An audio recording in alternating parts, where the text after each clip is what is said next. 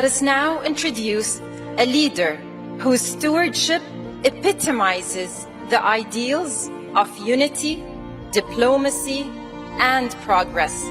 Ladies and gentlemen, the Secretary General of the United Nations, Mr. Antonio Guterres.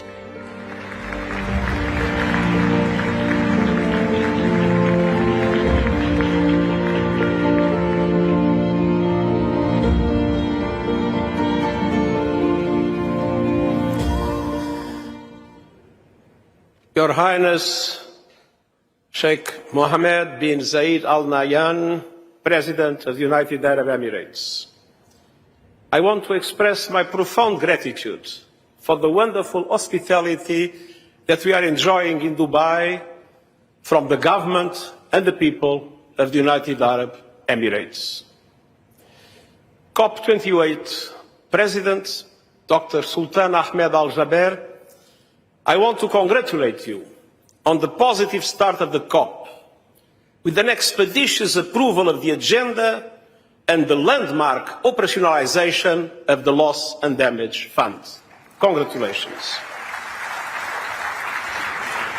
Your Majesties, Your Highnesses, Your Excellencies, friends, all protocol observed. Just days ago, I was on the melting ice of Antarctica. Not long before, I was among the melting glaciers of Nepal. These two spots are far in distance, but united in crisis. Polar ice and glaciers are vanishing before our eyes, causing a vogue the world over, from landslides and floods to rising seas. But this is just one symptom of the sickness bringing our climate to its knees. A sickness only you, global leaders, can cure.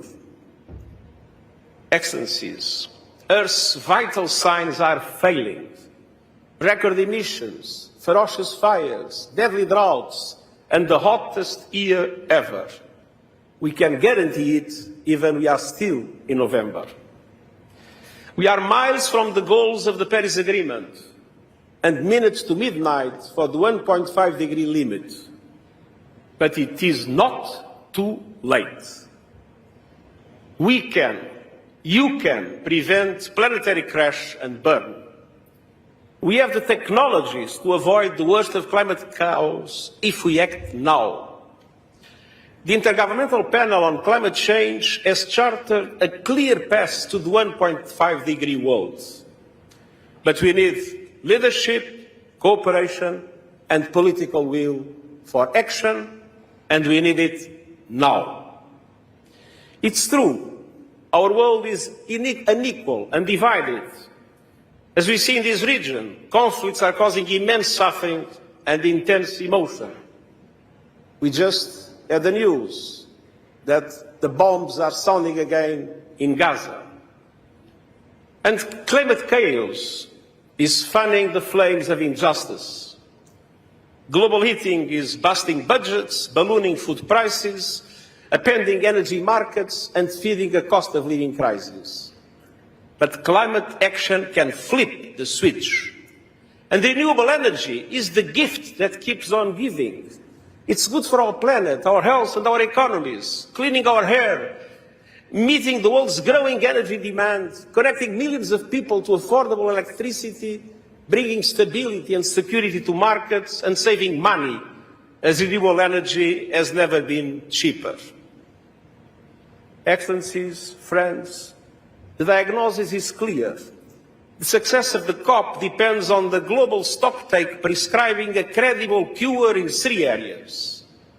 First, drastically cutting emissions. Current policies would lead to an earth-scorching 3-degree temperature rise.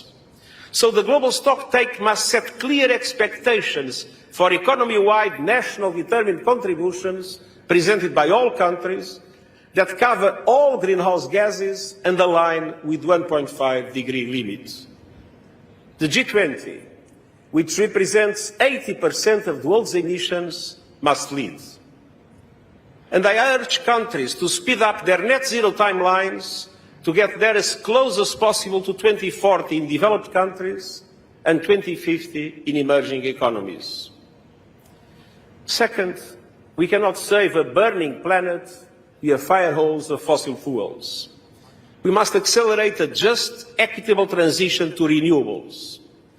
The science is clear. The 1.5-degree limit is only possible if we ultimately stop burning all fossil fuels. Not reduce, not abate, phase out with a clear time frame aligned with 1.5 degrees. And the global stocktake must not only commit to that, it must also commit to triple renewables, double energy efficiency, and bring clean energy to all by 2030. The economics are clear. The global shift to renewables is inevitable.